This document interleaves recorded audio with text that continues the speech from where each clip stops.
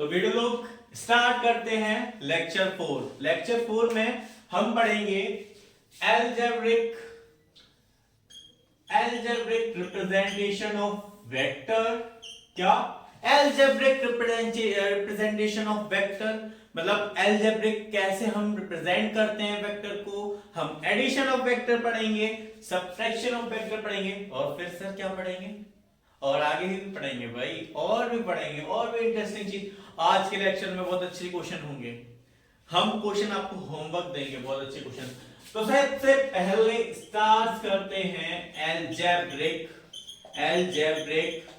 Representation of vector. कैसे represent करते हैं सर एल्जेब्रिक? तो एक दो लेक्चर पहले हमने एक चीज बताई थी। क्या बताई थी सर? एक चीज बताई थी कि एक्स डायरेक्शन हमारी इधर होती है, वाई डायरेक्शन ऐसे होती है, बताई थी ना, ऐसे बताई थी।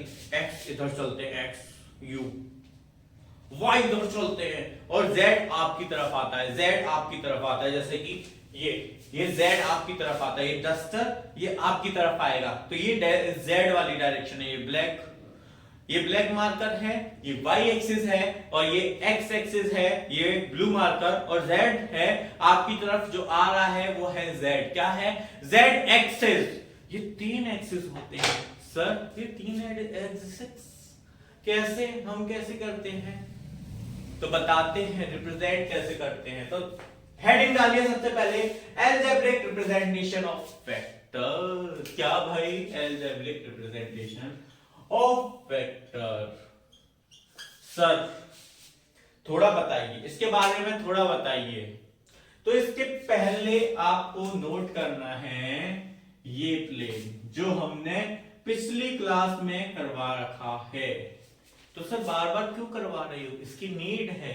इसमें हम बताएंगे मैग्नीट्यूड क्या होता है, इसमें बताएंगे डायरेक्शन कैसे पॉसिबल होती है। हमने यूनिट वेक्टर में डायरेक्शन बताई थी नहीं बताई थी? तो मान लो ये एक्स एक्सिस है, कभी भी हम मानते हैं लेट सपोज करते हैं, ठीक है। तो ये वाई एक्सिस है,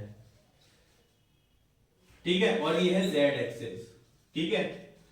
चलो एक मानते हैं कि एक बंदा है जिसका नाम है कुछ भी मान लो, यहां बंदा खड़ा है। ये क्या बंदा खड़ा है? इसका नाम है बद्री प्रसाद। क्या नाम है सर? बद्री प्रसाद ज्यादा खाता है इसलिए बद्री प्रसाद नाम है इसका। बद्री प्रसाद क्या करते हैं?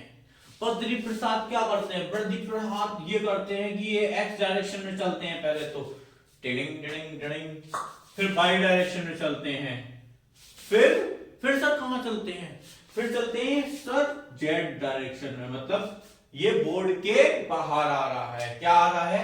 बोर्ड के तुड़ुंग बाहर आ रहा है। तो हम देखो ये तो 2D है, तो इसको 3D तो बना नहीं सकते, तो मान लेते हैं ये यहां आता है, यहां आ जाता है, मतलब ये कुछ कदम यहां चलता है, यहां ये इस वाले पॉइंट पे, मतलब एक्स डायरेक्शन में ऐसे चला, वाई डायरेक्शन में ऐसे चला और जेड में आपकी तरफ आया। क्या सर? मतलब एक्स डायरेक्शन में ऐसे चला, वाई डायरेक्शन में ऐसे चला और जेड डायरेक्शन, मतलब अगर मान लेते हैं कि एक्स डायरेक्शन में ऐसे चला, वाई डायरेक्शन में ऊपर की तरफ चला और जेड डायरेक्शन में आपकी तरफ आया, इनिशियल पॉइंट फाइनल पॉइंट, तो यहां से यहां तक चला ये बंदा, मान लेते हैं। तो इसमें एक्स एक्सिस जब भी हम रिप्रेजेंट करते हैं वो करते हैं एक्स एक्सिस को, जब भी उसका जो डायरेक्शन होता है वो होता है आई कैप से रिप्रेजेंट करते हैं। X axis represented by I cap. क्या? एक्स एक्सिस रिप्रेजेंटेड बाय क्या भाई लोग? आई कैप। आई कैप क्या होता है? आई कैप ये डायरेक्शन होता है, ये कैप लगा देते हैं जिसके बीच ऊपर वो डायरेक्शन हो जाता है। तो एक्स एक्सिस को रिप्रेजेंट करते हैं आई कैप से, वाई एक्सिस को रिप्रेजेंट करते हैं किससे? जे कैप से। किससे? जे कैप से, रिप्रेजेंटेड बाय जे कैप। और जेड एक्सिस को रिप्रेजेंट करते हैं, क्या रिप्रेजेंट करते हैं किससे? बाय के कैप।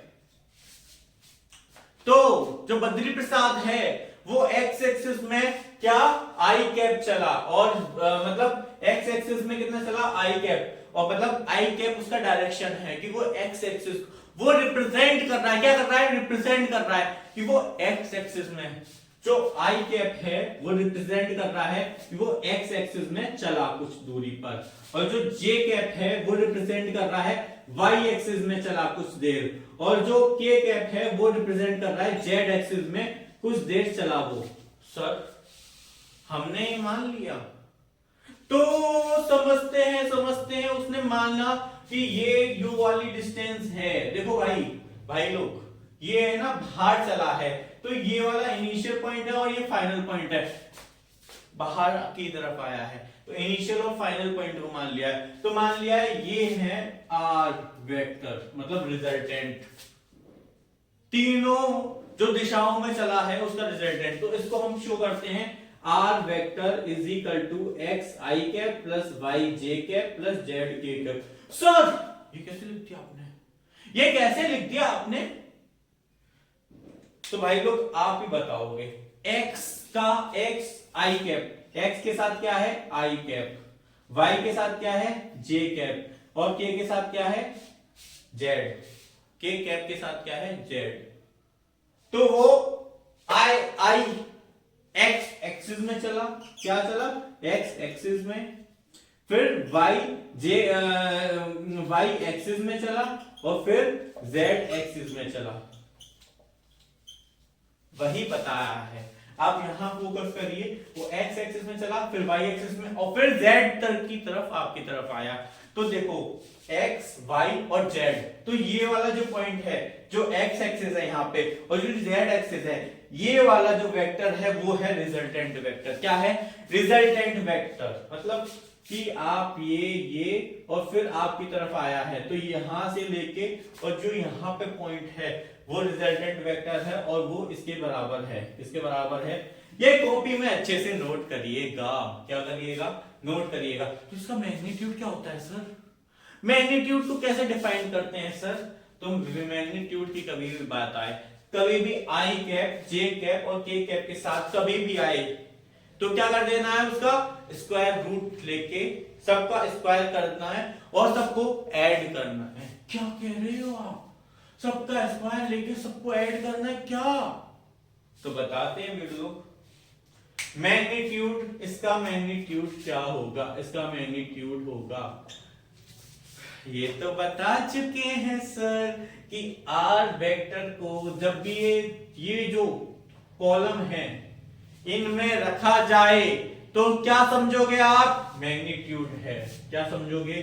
तो इसका मैग्नीट्यूड क्या होगा, x square plus y square plus z square. तो इनका मैग्नीट्यूड, इसका मैग्नीट्यूड आर का मैग्नीट्यूड क्या होगा, x square plus y square plus z square, क्या जेड स्क्वायर। तो यहां पे इतना समझ में आया कि नहीं आया? आ गया, थोड़ा तो आया है, थोड़ा तो आया है। तो आगे समझते हैं, आगे क्या जानना है आपको। तो एक क्वेश्चन करिए, क्या करिए, एक क्वेश्चन करिए। सब कुछ अच्छे से नोट कर रहे हो ना? थोड़ा सा ध्यान दीजिए। Right the magnitude, the magnitude of 2i cap plus 4j cap plus 3k cap। मतलब कोई बंदा है वो 2 मीटर की डायरेक्शन एक्स एक्सिस में चला है, 4 मीटर की डायरेक्शन जे कैप में चला है मतलब वाई एक्सिस में, और 3 मीटर की डायरेक्शन मतलब 3 मीटर वो कदर चला है जेड एक्सिस में। अरे भाई तुम तो फोड़ोगे, ठीक है। तो इसका आंसर देखो, वीडियो पॉज करना और देना। मैं चलो 1 मिनट का टाइम देते हैं। चलो हो गई 1 मिनट? नहीं भाई ऐसा थोड़ी होता है 1 मिनट हो गई है। तो देखो मैं बताता हूँ इसका आंसर क्या होगा। कभी भी फॉर्मूला क्या था आर वेक्टर का, कभी भी करना है x square plus y square plus z square. तो यहाँ पे एक्स वाई और जेड क्या है, 2 है एक्स, 4 है वाई और 3 है जेड। तो इसका स्क्वायर कर देते हैं, मतलब 2 का स्क्वायर प्लस 4 का स्क्वायर प्लस 3 का स्क्वायर। तो सर ये तो बहुत बच्चों का खेल है। क्या है, बच्चों का खेल है। तो 4 हो गया, यहाँ पे 16 हो गया, यहाँ पे 9 हो गया। तो कितना हुआ, सही जवाब आपका √29 इसका करेक्ट आंसर है। इसका मैग्नीट्यूड क्या होगा, √29। सर ये तो बहुत सिंपल है। हाँ, तो हम बेसिक से लेके बहुत दूर तक जाएंगे आपके पास। तो सही आया है इसका आंसर, आपका भी और हमारा भी। तो आगे आते हैं, आगे क्या आएंगे, आगे तो बहुत कुछ है सर। तो आगे आइए, इसमें 2 लॉ होते हैं। कैसे होते हैं, 2 लॉ पढ़ाते हैं हम इसमें। क्या पढ़ाते हो सर, क्या पढ़ाओगे इसमें? अरे पढ़ाएंगे ना। देखो इसमें लॉ होते हैं, जिसमें आपको पैरेललोग्राम लॉ पढ़ना है और दूसरा पढ़ना है ट्रायंगल लॉ। क्या करना है, एक तो पैरेललोग्राम लॉ, पैरेललोग्राम लॉ, और दूसरा क्या है सर, ट्रायंगल लॉ। सर ये किस लिए होते हैं, ये किस लिए होते हैं सर? ये क्या होते हैं, ये ना रिजल्टेंट फाइंड करने के लिए होते हैं।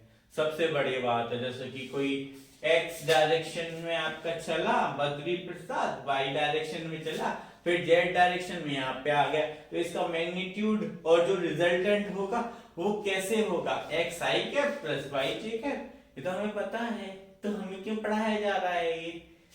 देखो हमने एक चीज बोली थी, कभी भी वेक्टर को शिफ्ट कर सकते हैं अगर उसके पैरेलली शिफ्ट करा जाए तो। ध्यान देना मेरी बातों को। चलो मान लेते हैं, चलो मान लेते हैं कि एक वेक्टर है ए वेक्टर। क्या है सर, ए वेक्टर है यहाँ पे। सर यहाँ पे है बी वेक्टर। सर तो तुम क्या कर सकते हो, तुम पैरेलली शिफ्ट कर सकते हो। मैंने शिफ्टिंग बताया था, शिफ्टिंग ऑफ वेक्टर को बताया था। क्या बताया था, शिफ्ट कर सकते हैं कहीं भी वेक्टर को।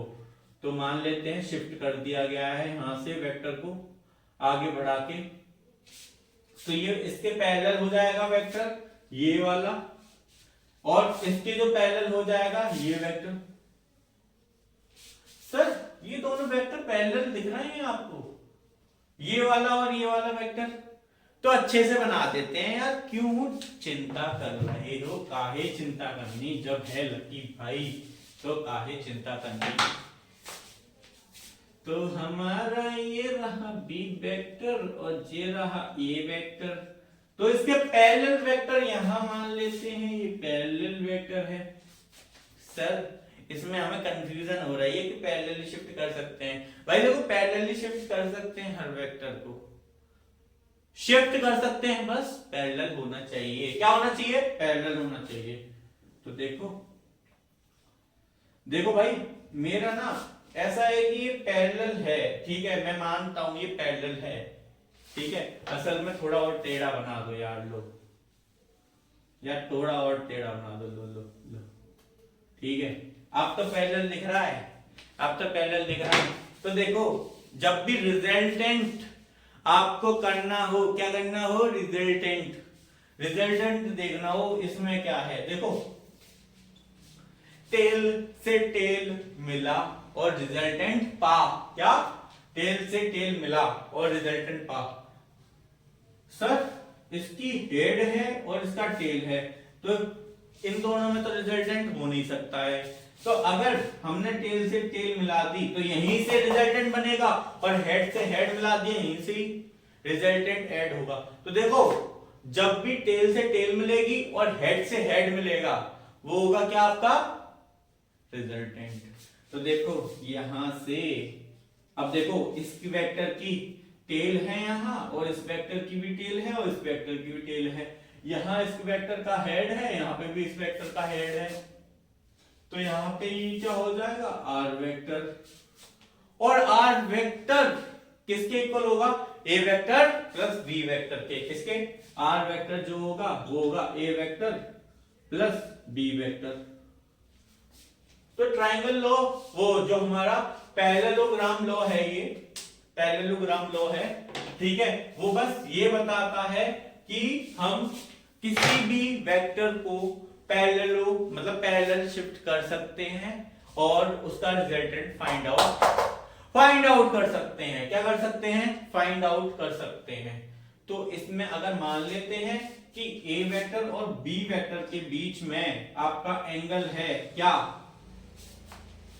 क्या मानते हैं सर, अगर मान लेते हैं आर मतलब ए वेक्टर और आर वेक्टर के बीच में फाई एंगल है, तो एंगल बिटवीन टू वेक्टर्स, बताया था एंगल बिटवीन टू वेक्टर्स क्या होता है, यहां क्या होगा, दो वेक्टर्स के बीच में एंगल क्या होगा, फाई होगा सर। ऐसी क्यों बात कर रहे हो आप, फाई होगा। Phi is the angle between two vectors जो कि एक वेक्टर है आपका क्या, आर वेक्टर, और दूसरा क्या है, R vector and A vector. भाई लोग दिख रहा होगा आपको, अच्छे से नोट्स बनाइएगा, बिल्कुल यार बहुत अच्छे हो आप, ठीक है। अब आते हैं ट्राइंगल लॉ में, ठीक है। देखो मैंने बताया था दोनों लॉ स्पेशली किसके हैं, वो ए वेक्टर प्लस बी वेक्टर मतलब रिजल्टेंट के ही हैं, दोनों वेक्टर क्या हैं, रिजल्टेंट के ही हैं। तो बच्चों, तो भाई लोग समझ लो, बच्चे समझ लो यार, कुछ भी समझ लो। तो आइए आपका स्वागत करते हैं ट्राइंगल लॉ ऑफ एडिशन में। ट्राइंगल लॉ क्या होता है बबुआ, तो बबुआ इधर ध्यान दीजिए। ट्राइंगल लॉ का मतलब वो त्रिकोण तो होता है, पर ट्राइंगल लॉ क्या होता है, तो ट्राइंगल लॉ बताते हैं क्या होता है। ट्राइंगल लॉ होता है यू मान लेते हैं, यू है बी वेक्टर, यू है ए वेक्टर, तो हमने क्या बताया था तुमको कि पैरेलली शिफ्ट कर सकते हैं, तो इसमें भी पैरेललोग्राम का लॉ का काम करेगा। तो इसका क्या करते हैं, पैरेलली शिफ्ट कर देते हैं। ये ए वेक्टर हो गया हमारा, ठीक है, पैरेलली शिफ्ट कर दिया है, तो ये हमारा यू, यार तुम्हारा थोड़ा टेढ़ा हो गया है, इसको थोड़ा टेढ़ा करिए सर, थोड़ा सा, तभी तो ये पैरेललोग्राम होगा। तो भाइयों करते हैं टेढ़ा शिफ्ट, लो कर दिया है, ठीक है। अरे घबराओ मत, भैया है तुम्हारे साथ, ठीक है। अब क्या हुआ, ये बबुआ है बी वेक्टर और ये बबुआ है ए वेक्टर, तो क्या करते हैं, इसको एक्सटेंड कर देते हैं ये आगे तक। भैया कहीं तक एक्सटेंड कर सकते हैं वेक्टर को, ठीक है, कहीं तक समझ गए, है ना। और पैरेलली शिफ्ट कर सकते हैं क्योंकि पैरेललोग्राम था, और शिफ्टिंग क्या था, शिफ्ट कर सकते हैं कभी भी वेक्टर को, क्योंकि पैरेलल शिफ्ट कर सकते हैं। तो हमने इसका बबुआ का बना दिया ऊपर, इस बबुआ का इधर बना दिया, तो सर बढ़िया कराया आपने, क्या कराया। अच्छा चलो एक काम करते हैं, यहाँ ना परपेंडिकुलर हमें क्या करना है सर इसमें, तो हमारे साथ आते जाओ, हम बताते जाएंगे कि क्या करना है। ये है ना, उसमें बोर्ड्स में इसका प्रूफ होता है, और इसका जो फॉर्मूला होता है tan थीटा का, वो बहुत इंपॉर्टेंट होता है, मतलब tan फाई का, या फिर कोई भी एंगल का, थीटा ले लो, फाई ले लो, अल्फा ले लो, बीटा ले लो, कुछ भी ले लो, पर उसका जो फॉर्मूला होता है वो बहुत इंपॉर्टेंट होता है। उसका रिजल्ट मैं अभी बताऊंगा, आपको मैं प्रूफ बता रहा हूं, ठीक है। तो आइए इस पे हमने करा दिया परपेंडिकुलर, क्या करा दिया, परपेंडिकुलर। अरे सर ये तो हमें पता ही नहीं था, आपने परपेंडिकुलर करा दिया। अब इसका जो रिजल्टेंट होगा वो इधर होगा, रिजल्टेंट आर वेक्टर, ठीक है। इसको मान लिया O पॉइंट, है ना, इसको मान लिया Q पॉइंट, इसको मान लिया P पॉइंट। सर हमने तो समझ लिया, ये हमारा B वेक्टर है, ठीक है, और ये हमारा 90 डिग्री है। अब देखो एक चीज है, साइन थीटा और कोस थीटा का फॉर्मूला बताइए आप भैया। 10th पास करके आए हो ना, तो 10 साइन थीटा और कोस थीटा का फॉर्मूला बताओ नेक्स्ट थोड़ा। सर साइन थीटा का फॉर्मूला होता है परपेंडिकुलर अपॉन हाइपोटेन्यूज, और कोस थीटा का फॉर्मूला होता है बेस अपॉन में हाइपोटेन्यूज। तो भैया क्या करें हमें, साइन थीटा का फॉर्मूला होता है परपेंडिकुलर अपॉन में हाइपोटेन्यूज। तो इस वाले ट्राइंगल में आते हैं Q, यहां पे मान लेते हैं C है ये QCP। आप बताइएगा, आप मैं नहीं बताऊंगा। इसमें मान लेते हैं थीटा एंगल है, क्या है थीटा एंगल है। सर ये थीटा एंगल, अरे मेरे को पच नहीं रहा है, मान लिया है थीटा एंगल है। तो इन ट्राइंगल क्या QCP में क्या कर रहे हो, अरे समझ में नहीं आ रहा है, दिमाग में नहीं घुस रहा है सर। चलो मान लेते हैं साइन थीटा क्या होता है। यहाँ पे साइन थीटा का फॉर्मूला क्या होगा, परपेंडिकुलर QP परपेंडिकुलर अपोन में हाइपोटेन्यूज, ये बी वेक्टर है, ठीक है, और इसको CQ ठीक है भैया। हिंदी माध्यम से हो, हिंदी मीडियम माध्यम से, तो साइन थीटा होता है और परपेंडिकुलर लंब पता है ऐसे कुछ कहते हैं, मुझे इतना पता नहीं है, ठीक है। तो साइन थीटा का फॉर्मूला होता है परपेंडिकुलर अपॉन में हाइपोटेन्यूज, दिस अपॉन में दिस, ठीक है। तो इस वेक्टर को बी वेक्टर से कर सकते हैं हम, क्या कर सकते हैं, बी वेक्टर इसकी जगह लिख सकते हैं सर।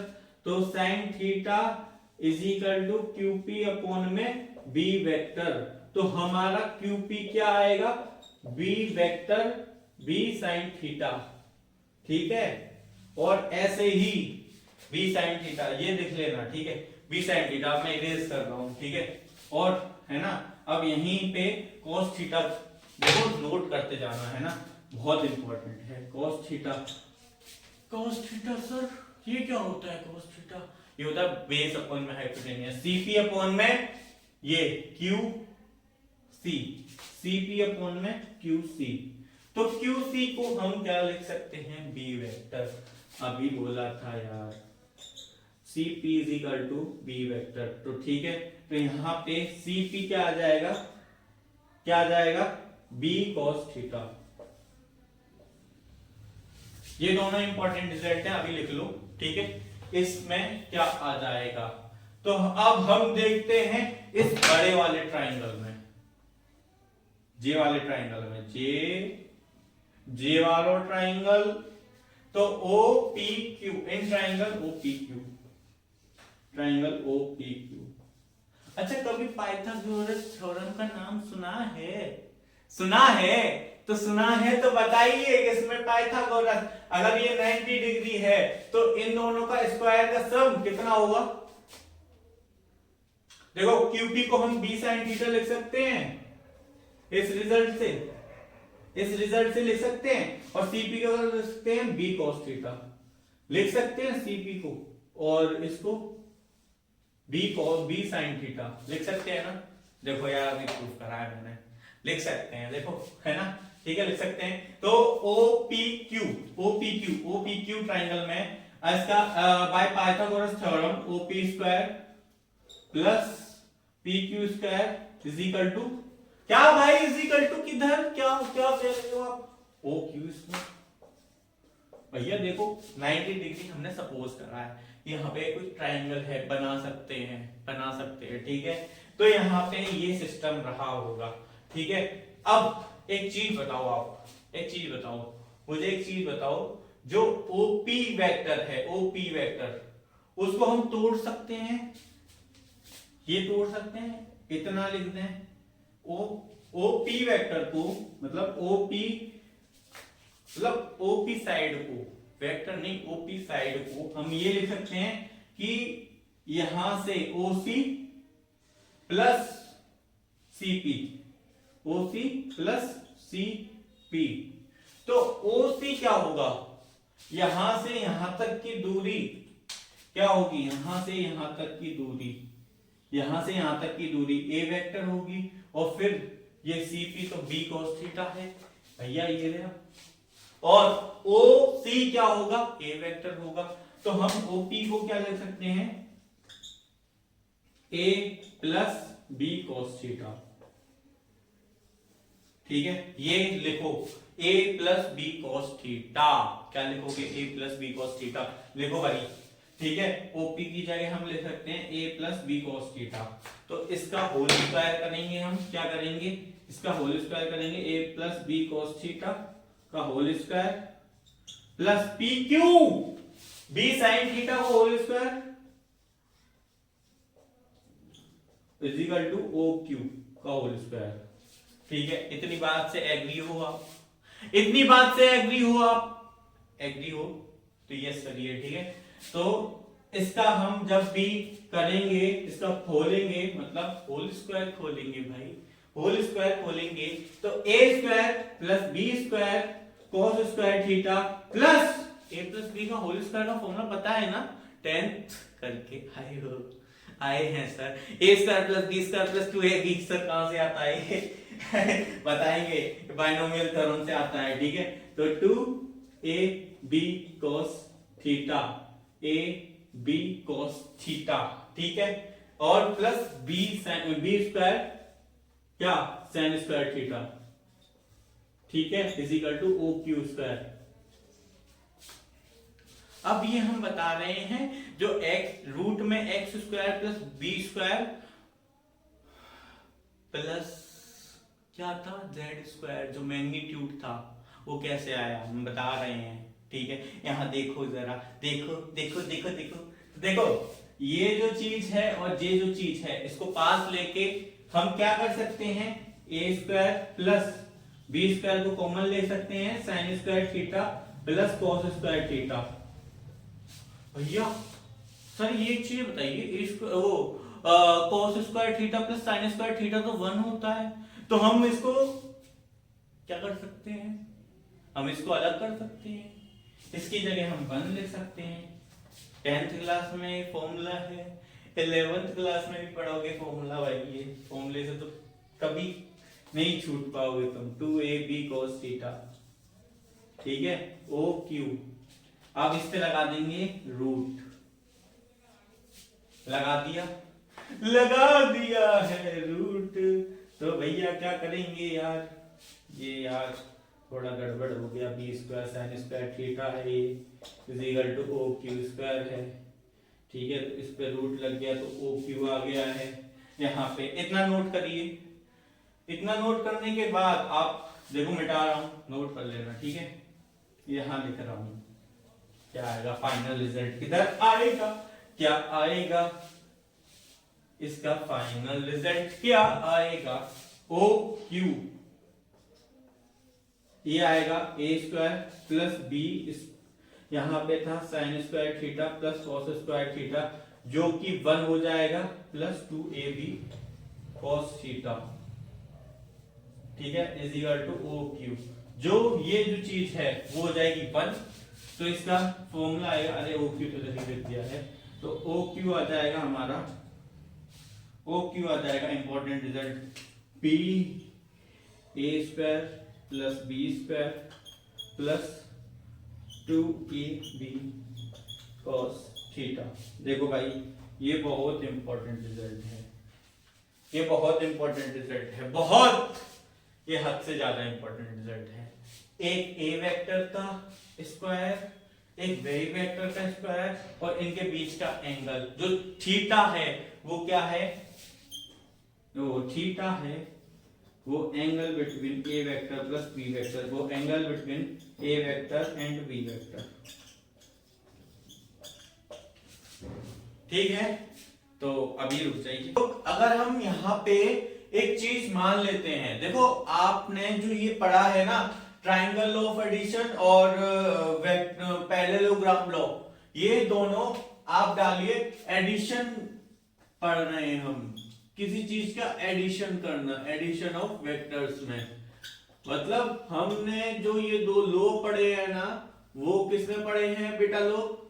एडिशन ऑफ वेक्टर्स में। किसमें? एडिशन ऑफ वेक्टर्स में। अच्छा सर ये देखो ये वाला जो फॉर्मूला आया है ना, ये वाला, ये बहुत अच्छे से आप याद कर लीजिएगा। देखो हम ओ क्यू की जगह आर से रिप्लेस कर सकते हैं ना, आर वेक्टर से। तो हमारा जो फॉर्मूला आया है R vector is equal to A square plus B square plus 2ab cos theta और अंडर रूट के साथ। तो भाई लोग एक चीज आपके सवाल में हो रही हुई, अगर यहाँ पे एक एंगल होता, क्या होता सर? एंगल होता, यहां पे मान लेते हैं अगर एंगल होता फाई, ठीक है, एंगल होता फाई, फाई मान लेते हैं एंगल, ठीक है, ये लिख लेना, ठीक है, मैं मिटा रहा हूं सब, ये लिख लेना आप, ठीक है। अगर यहाँ पे एंगल होता फाई, तो अगर tan फाई का फॉर्मूला क्या होता? फिर यहाँ पे क्या होता tan फाई का फॉर्मूला?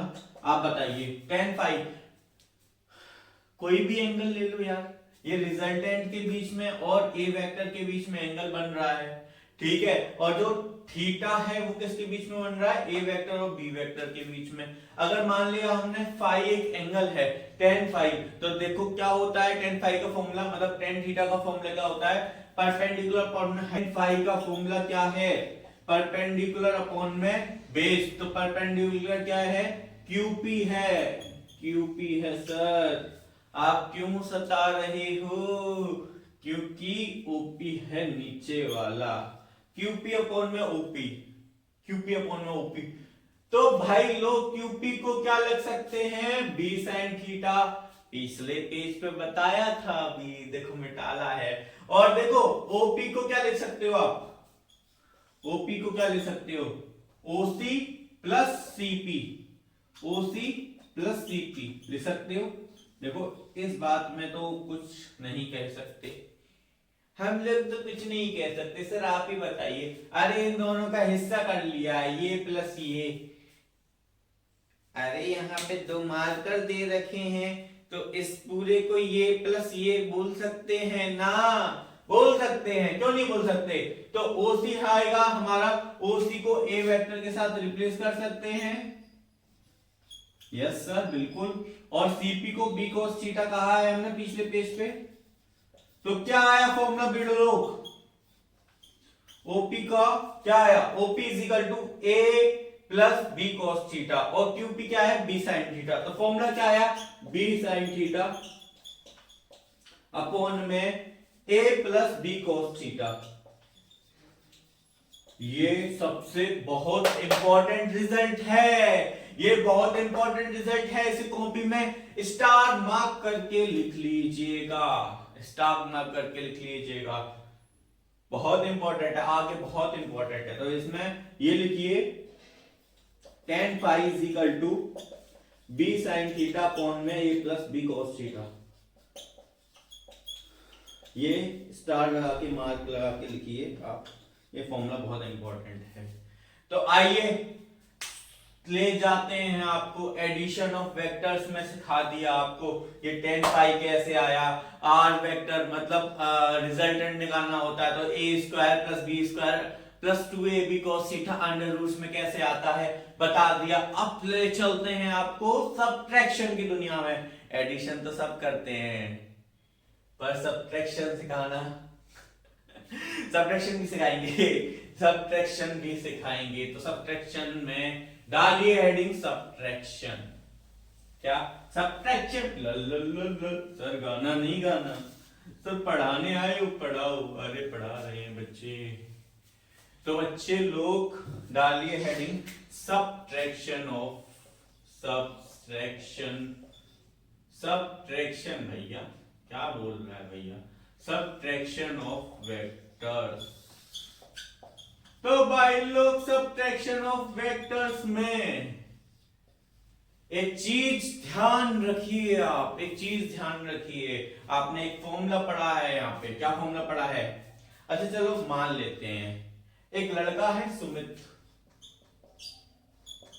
सुमित नाम का एक लड़का है, वो देखता है अगर ये वेक्टर उसका बी वेक्टर है और जे उसका ए वेक्टर है, ठीक है, इनके बीच में क्या देखता है सुमित? इनके बीच में यू यू यू यू, अरे यू है ना ये यू, ऐसे ऐसे ऐसे, इनके बीच में क्या बन रहा है, थीटा एंगल बन रहा है। क्या बन रहा है, थीटा एंगल बन रहा है। क्या बन रहा है, थीटा एंगल बन रहा है। यहां पे मान लेते हैं थीटा एंगल बन रहा है, मान लिया। अब सुमित ने क्या करा, सुमित ने एक नेगेटिव वेक्टर पढ़ा था जिसमें अपोजिट इन डायरेक्शन था। क्या था वीडियो लोग, अपोजिट इन डायरेक्शन। तो इस वेक्टर को पीछे ले आया Sumit, you you you you you you, B vector हो गया ये। देखो अगर तुम डायरेक्शन दे रहे हो, अगर आप डायरेक्शन दे रहे हो तो देखो डायरेक्शन दिखाओ, अगर नहीं देते हो ना तो यहां पे माइनस करवा दो, दोनों बात इक्वल है। तो बच्चे लोग इधर देखो, अगर यहाँ पे एडिशन की बात करता तो हमें ना पैरेलली शिफ्ट कर देते, यूं यूं, है ना, पैरेलली शिफ्ट करके यूं करके इसको यहां जोड़ देते और यू हमारा R vector is equal to A plus B vector होता। पर अगर नेगेटिव की बात करते हैं, मतलब अगर हम सब्ट्रैक्शन की बात कर रहे हैं तो हम क्या करेंगे, एक्सटेंड करेंगे बी को नीचे की साइड, किधर, नीचे की साइड, अपोजिट डायरेक्शन, क्योंकि अपोजिट डायरेक्शन। और जो ए वेक्टर है वो इधर जाएगा, इधर देखो, इधर ऐसे ऐसे ऐसे ऐसे ऐसे ऐसे ऐसे ऐसे ऐसे, तो बी नेगेटिव बी वेक्टर तो इधर भी होगा, है ना। सर ये तो सही कर रहे हो आप, पर एक चीज देखो, क्या ये 180 डिग्री बना रहा होगा, ये पूरा एंगल 180 डिग्री, और पाई मतलब पाई बना रहा होगा, पाई। देखो भाई पाई को हम 180 बोलते हैं, पता है ना आपको, ठीक है। तो ये वाला एंगल कितना होगा भाई, ये वाला एंगल, ये वाला पाई माइनस थीटा होगा। अरे देखो यार, ये पूरा एंगल पाई है ना, ये थीटा है, तो ये वाला एंगल कितना होगा, पाई माइनस थीटा होगा, ये वाला एंगल होगा ना।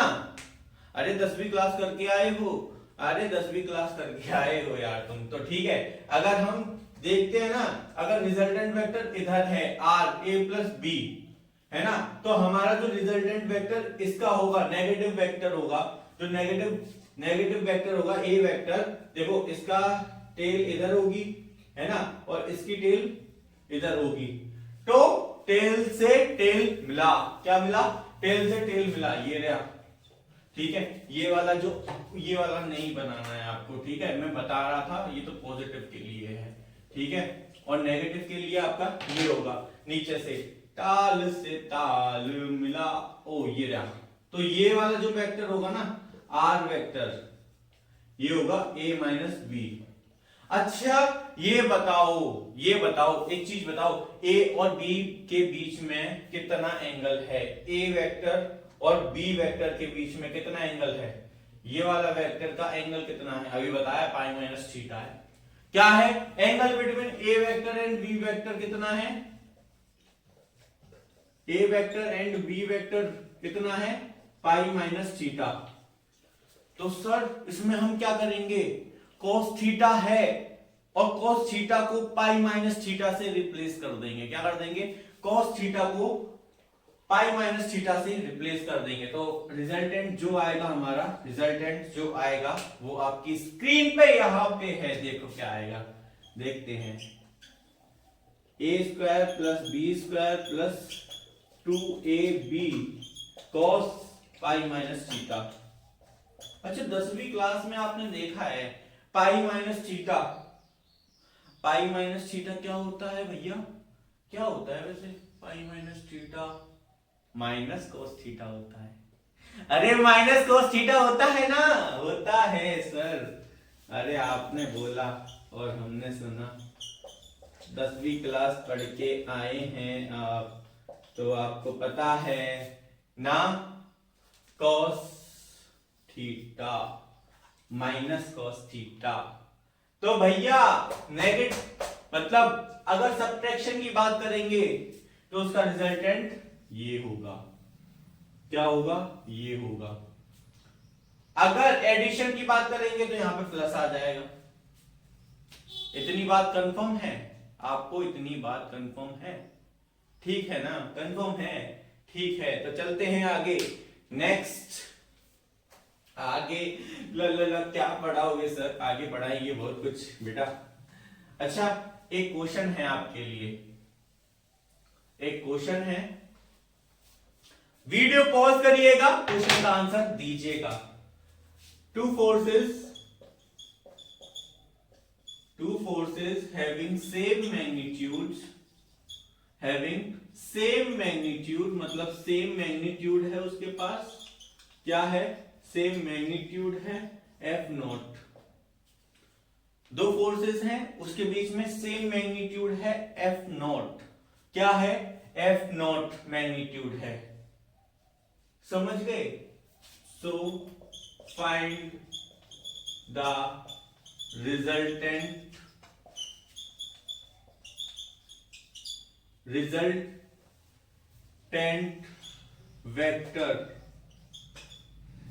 वेक्टर मतलब उसका ना रिजल्टेंट वेक्टर फाइंड करना है आपको। तो वीडियो को पॉज करिए और इसका आंसर दीजिए। ये बहुत सिंपल है, बोर्ड लाइक का है क्वेश्चन, तो इसका आंसर जल्दी से करिए आप। चलो मैं बताता हूं इसका आंसर क्या हो सकता है। मतलब अगर आपको दे रखा है इसका ये मतलब है ए वेक्टर और वी वेक्टर का मैग्नीट्यूड सेम है एफ नॉट, तो फॉर्मूला क्या था सर, फॉर्मूला था R vector is equal to A square plus B square plus 2ab cos theta, क्या बी 2ab cos थीटा। तो यहां पे ए स्क्वायर और बी स्क्वायर का मैग्नीट्यूड क्या दे रखा है, एफ नॉट, क्या दे रखा है, एफ नॉट। तो रिप्लेस कर सकते हैं हम ए को एफ स्क्वायर मतलब एफ नॉट से, तो एफ नॉट का स्क्वायर प्लस एफ नॉट का स्क्वायर प्लस ये भी तो मैग्नीट्यूड है ए वेक्टर, मतलब ए का मैग्नीट्यूड ये है और बी का भी मैग्नीट्यूड ये है और उन दोनों के बीच में एंगल ये है, तो कर सकते हैं 2f नॉट cos थीटा। कुछ समझ आ रहा है क्या करा जा रहा है यहाँ पे? अरे आ रहा है सर, आ रहा है, तो देखो देखो वीडियो लोग, देखो देखो देखो दिखाते हैं। तो देखो इसका ये आ जाएगा 2f नॉट का होल स्क्वायर मतलब 2f नॉट स्क्वायर, और यहाँ पे f not into F not क्या होगा भाई, एफ नॉट का स्क्वायर। भैया यार इतना क्या बोल रहे हो आप, ये तो पता है। तो देखो ये 2f नॉट को एफ नॉट स्क्वायर को 1 प्लस कॉस थीटा, सर ये कैसे लिख दिया, अरे कॉमन ले लिया, अरे कॉमन ले लिया, क्या ले लिया कॉमन, 2f नॉट का होल मतलब हो स्क्वायर कॉमन ले लिया। फिर मत के ना क्वेश्चन नहीं करा रहे हो आप, क्वेश्चन करा रहे हैं। देखो धीरे धीरे लेके आगे बेसिक से लेके पूरा पढ़ाना है, मैं तो अच्छे अच्छे क्वेश्चन भी कराएंगे। तो देखो एफ नॉट को बाहर ले आते हैं, एफ नॉट को बाहर ले आते हैं, क्या बचता है 2 और 1 प्लस कॉस थीटा। तो भैया एक चीज बताना, आपने अभी तक देखो 11th में अभी तो आपकी बिगनिंग होगी, पर एक फॉर्मूला पढ़ोगे cos 2 थीटा का फॉर्मूला होता है, क्या होता है cos 2 थीटा का formula, cos square theta minus 1, क्या होता है cos 2 थीटा का फॉर्मूला होता है 2 cos square theta minus 1, 2 cos square theta minus 1। अगर यहां पे और सब मल्टीपल एंगल्स कर देते हैं, cos थीटा का फॉर्मूला हो जाता है फिर 2 cos स्क्वायर थीटा बटे 2 माइनस 1। तो फाइनल रिजल्ट क्या आता है, देखो cos थीटा का फॉर्मूला ये हो जाएगा 2 cos square theta by 2 minus 1। तो यहाँ पे cos थीटा की वैल्यू यहाँ पे रख दो। तो सर यहाँ पे रखने के बाद क्या होगा, तो देखते हैं क्या होगा, 1 plus 2 cos square theta by 2 by minus 1, तो 1 से 1 कट गया है ना, तो ये आ जाएगा क्या, एफ नोट तो यहीं पे ही है, एफ नोट ये रूट में आ जाएगा 4 cos स्क्वायर थीटा बाई 2, ठीक है, ये 1 से 1 तो कट गया, ये बाहर आ जाएगा, तो 2f नोट cos थीटा बटे 2 इसका रिजल्टेंट होगा।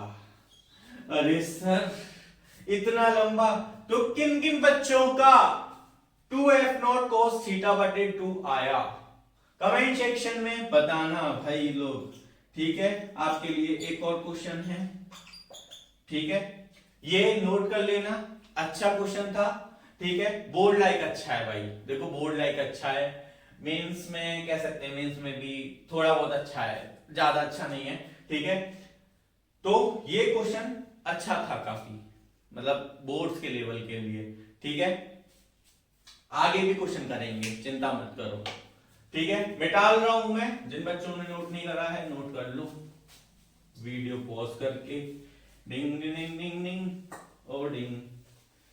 ओ भाइयों भाइयों बहनों, चलो भाइयों, स्वागत करते हैं आपका एक और चीज में। आपको हमने एडिशन ऑफ वेक्टर्स के बारे में बताया था। एडिशन ऑफ वेक्टर में, एडिशन ऑफ वेक्टर में केसेस पढ़ते हैं हम। क्या पढ़ते हैं? केसेस पढ़ते हैं। सर क्या केसेस पढ़ेंगे सर? तो बच्चों बताते हैं केसेस क्या पढ़ेंगे। तो पहला केसेस लिखो, अगर if theta is equal to 90 degree है, अगर ए और बी के बीच में आपका थीटा 90 डिग्री है, मतलब परपेंडिकुलर है ए और बी, तो क्या होगा? मतलब ए वेक्टर है यहाँ पे और बी वेक्टर है, तो इसका रिजल्टेंट क्या होगा? रिजल्टेंट को कैसे बोलेंगे हम? तो आर वेक्टर का फॉर्मूला होता है A square plus B square plus 2ab cos theta. तो 2ab cos 90 डिग्री आ जाएगा यहाँ पे, और cos 90 क्या होता है बच्चों? सर cos 90 तो हमने सुना सुना लग रहा है, तो 10वीं क्लास का टॉपिक है, आप क्यों पढ़ा रहे? अरे तो बेसिक है 11, समझ रहे हो? तो देखो cos 90 जीरो हो जाएगा, ठीक है। तो A square plus B square हो जाएगा, इसका रिजल्टेंट क्या होगा? A square plus B square. Important है, लगा लेना इस पे, ठीक है। अगर इनके बीच में थीटा क्या है? If theta is equal to 180 degree, अगर 180 डिग्री है तो सबसे पहले ये बताओ cos 180 कितना होता है?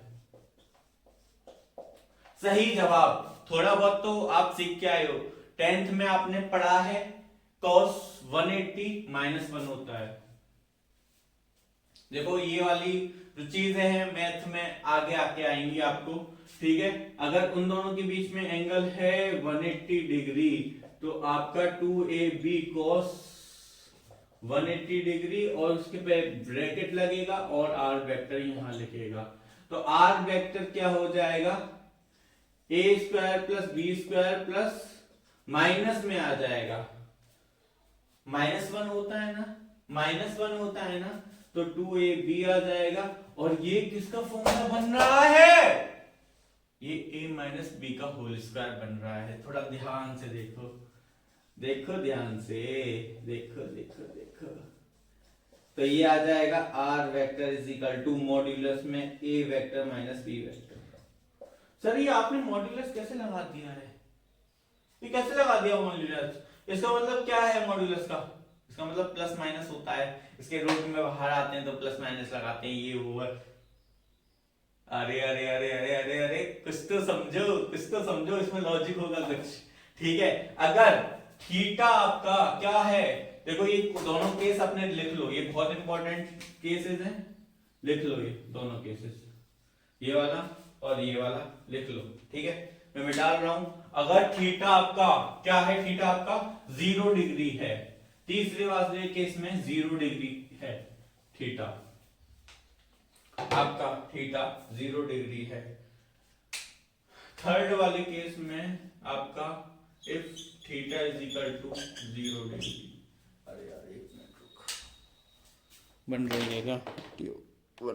तो हम इस वाले केस में हम डिस्कस करेंगे, अगर थीटा दो वेक्टर के बीच में 0 डिग्री होगा तो उसका प्रभाव क्या पड़ेगा? क्या पड़ेगा बिल्कुल प्रभाव? r इज इक्वल टू क्या होता है? a square plus B square plus 2ab cos theta, और cos थीटा की जगह cos 0 डिग्री है। और भैया 10वीं क्लास में cos 0 डिग्री की वैल्यू कितनी होती है? सर आप एक दिखा रहे हो, एक होती है? हाँ भाई एक होती है। तो भाई cos 0 डिग्री की वैल्यू होती है यहाँ पे 1। तो cos 0 की वैल्यू अगर 1 हो गई, सर 1 हो गई तो a प्लस बी का होल स्क्वायर बन जाएगा सर। हाँ बच्चा, बिल्कुल बिल्कुल बच्चा सही बोल रहा है, सही बोल रहा है। ये a प्लस बी का होल स्क्वायर आ जाएगा, तो यहाँ पे r वेक्टर क्या आ जाएगा, a प्लस बी। अरे समझे, और ये मॉड्यूलस में a प्लस बी, समझे समझे जरा, ये a प्लस बी का होल स्क्वायर हो जाएगा, और जब ये रूट से बाहर निकलेगा तो इसमें मॉड्यूलस आ जाएगा। क्या आ जाएगा, मॉड आ जाएगा, आ जाएगा। अच्छा सर, अगर थीटा को 60 डिग्री करते हैं तो, थीटा को π/3 करते हैं तो क्या इंपैक्ट पड़ेगा, चलो देखते हैं। चौथे वाले केस में डालो, आप चौथा वाला केस डालिए यहाँ पे, फोर्थ केस डालिए। इफ थीटा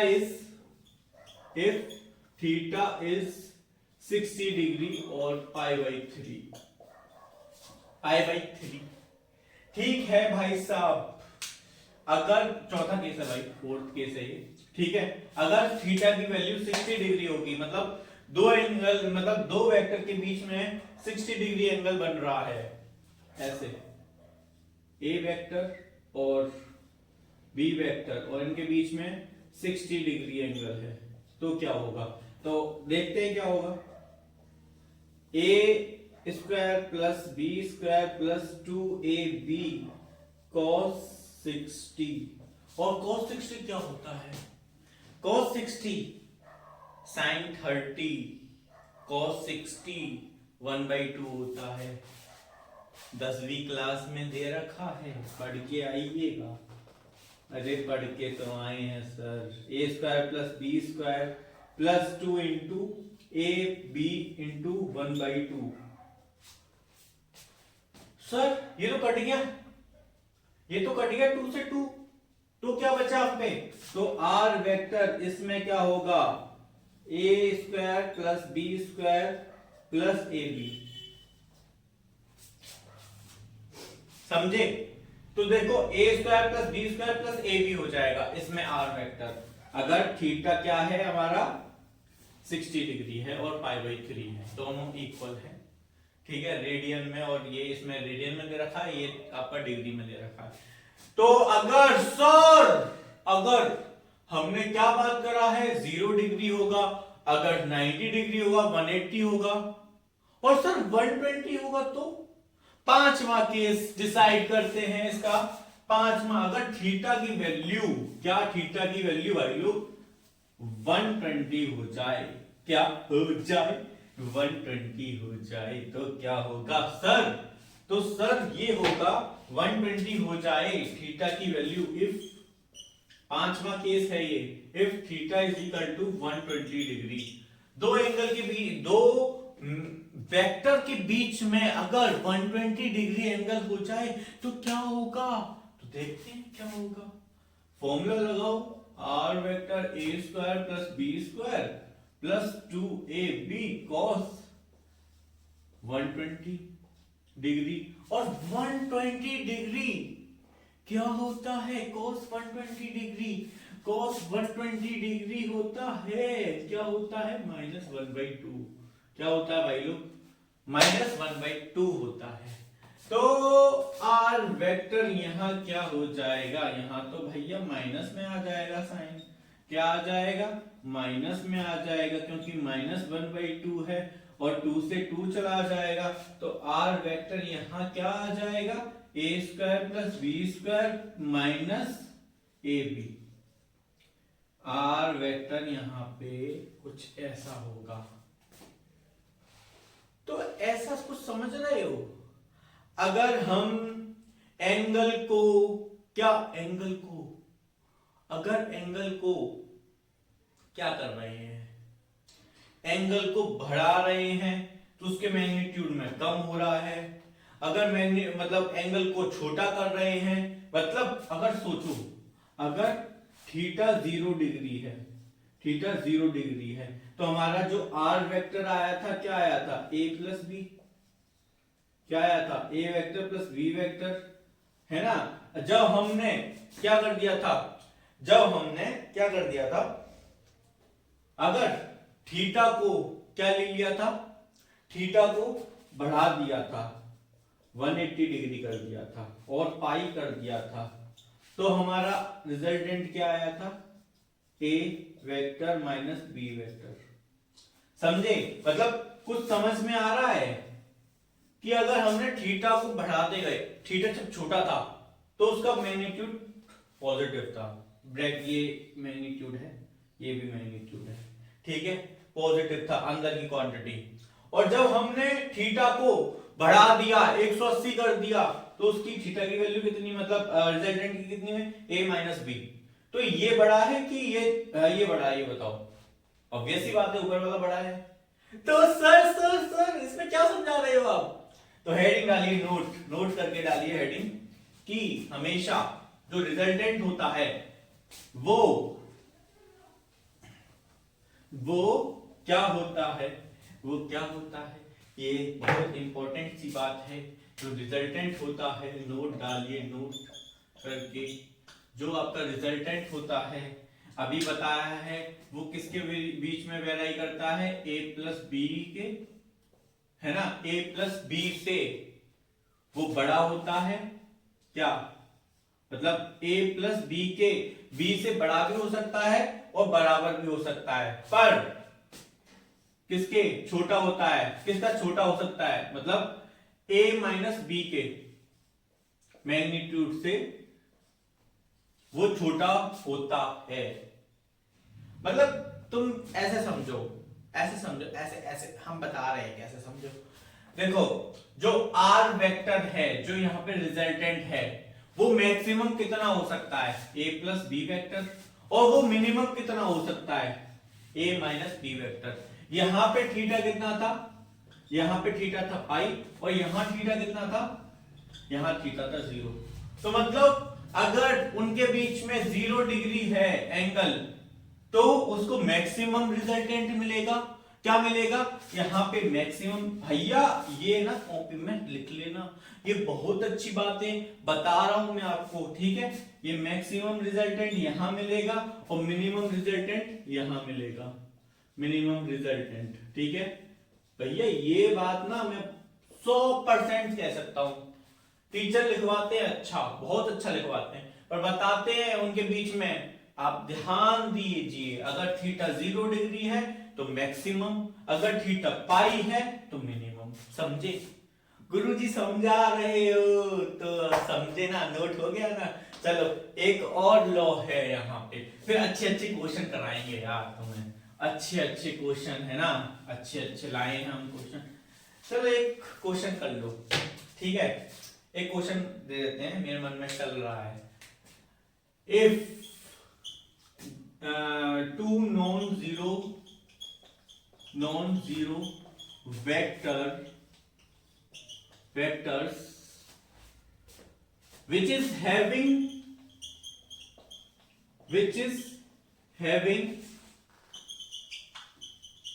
same magnitude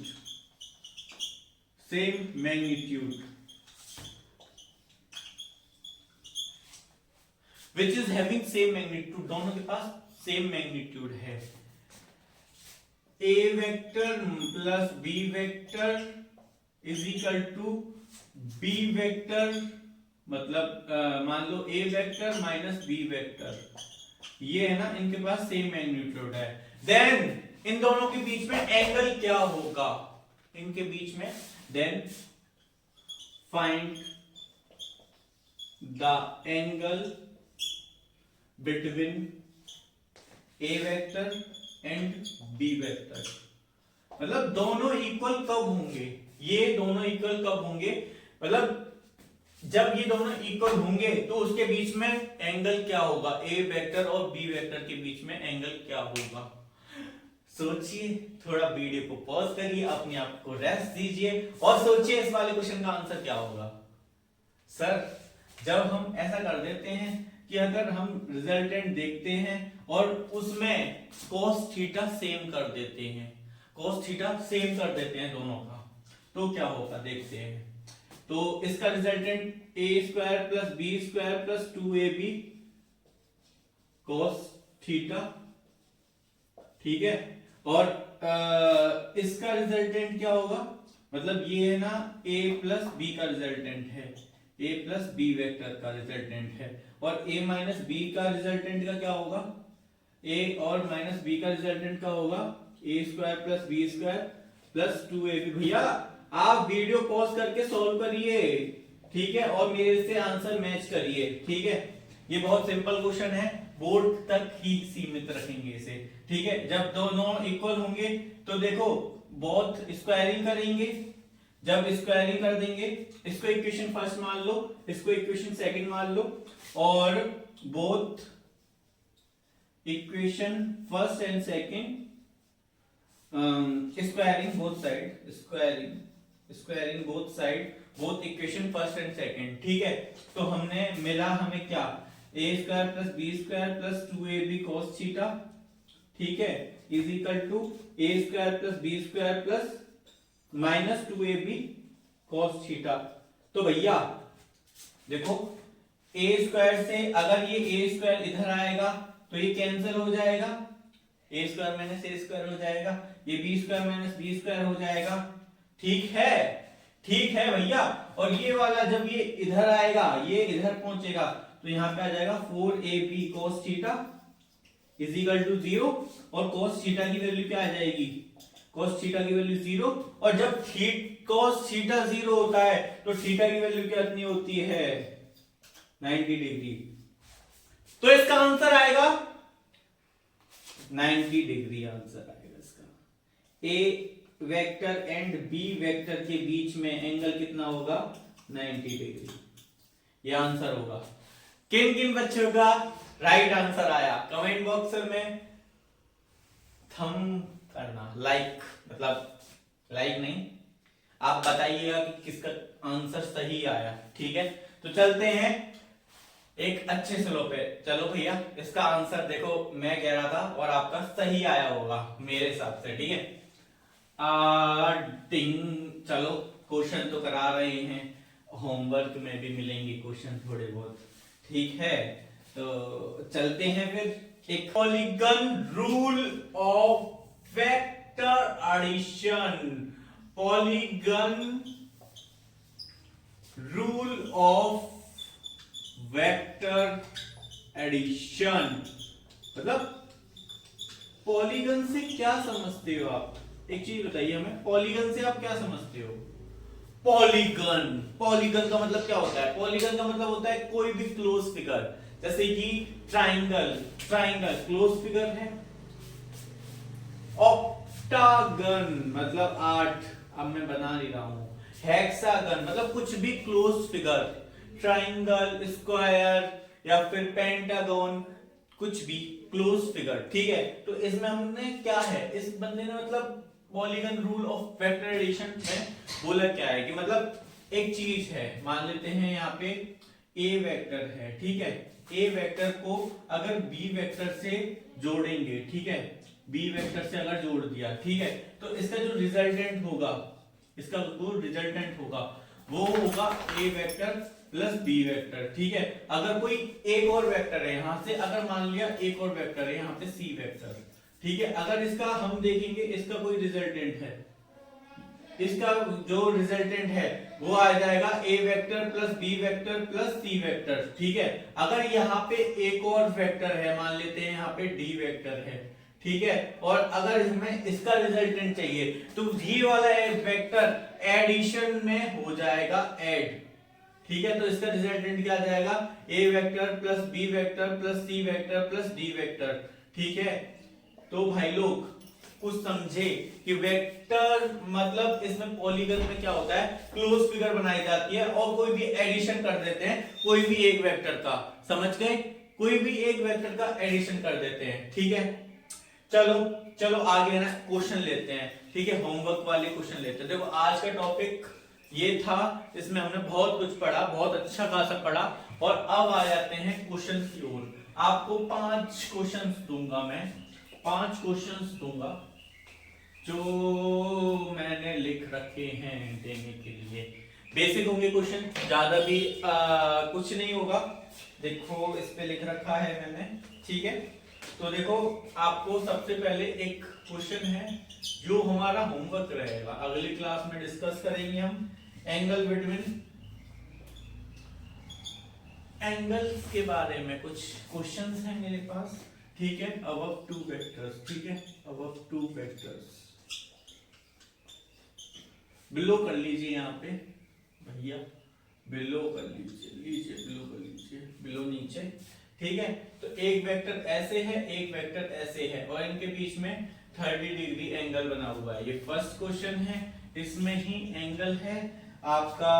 अगर एक ऐसा वेक्टर है और एक ऐसा वेक्टर है जिसमें आपका ये वाला एंगल दे रखा है, यहाँ पे भी 30 डिग्री दे रखा है, ठीक है, यहाँ पे भी 30 डिग्री दे रखा है, ठीक है। ये क्वेश्चन हो गया आपके, यहाँ पे 2 क्वेश्चन हो गए हैं। और भी क्वेश्चन है, जैसे कि अगर मान लेते हैं यहाँ पे एक क्वेश्चन है, ये है ऐसे और इसके बीच में और इसके बीच में यहाँ पे 120 डिग्री एंगल है, ठीक है। तो अब आपको बताना है इन दोनों के बीच में कितना एंगल होगा, ठीक है। ये तीसरा क्वेश्चन है, ठीक है। लिख लीजिए, ठीक है, सबसे पहले लिख लीजिए इसको, वीडियो पॉज करके लिख लीजिए, होमवर्क है, ठीक है। और सबसे फिर एक और क्वेश्चन है आपका, दूसरा क्वेश्चन है 1/√2 i cap plus 1/√2 j cap, ठीक है। ये क्वेश्चन दे रखा है आपका। अब इसमें पूछ रहा है, ये एक्सप्रेशन है, ठीक है, एक एक्सप्रेशन है, इसमें आपको ऑप्शन भी दे रखे हैं, एक्सप्रेशन है, इस एक्सप्रेशन, ठीक है, इस एक्सप्रेशन, इसमें इसमें आपको ये दे रखा है, ये नल वेक्टर है, ये क्या नल वेक्टर है या ये यूनिट वेक्टर है। सर अभी दे दें क्या इसके जवाब, या ये स्केलर है, या इसका मैग्नीट्यूड √2 है, या इसका मैग्नीट्यूड √2 है, मैग्नीट्यूड √2, और मतलब वेक्टर का मैग्नीट्यूड, वेक्टर